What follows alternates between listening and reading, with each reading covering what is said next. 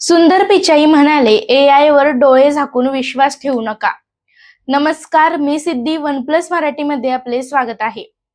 तुम्ही तुमच्या दैनंदिन कामासाठी, ऑफिसमधील कामासाठी एआय चा वापर करता का? एआय ची मदत घेता का? पण त्याचा वापर करत असताना तुम्ही पूर्णपणे त्याच्यावर विसंबून असता का?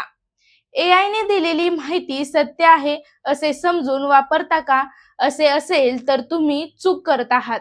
हे खुद्द गुगलचे पॅरेंट कंपनी असलेल्या अल्फाबेटचे सीईओ सुंदर पिचाई यांनी म्हटले आहे.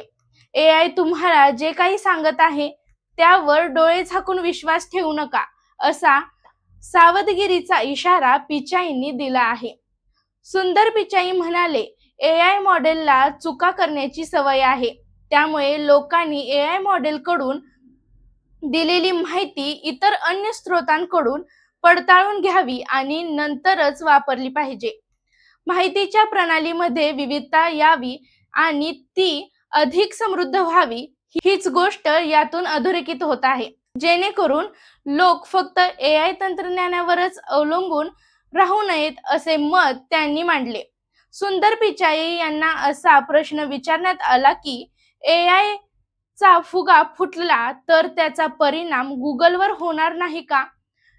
त्यावर पिचाई म्हणाले की कंपनीचा अशा परिस्थितीचा सामना करावा लागू शकतो, पण मला असे वाटत नाही की कोणतीही कंपनी त्यामुळे पूर्णपणे सुरक्षित होईल.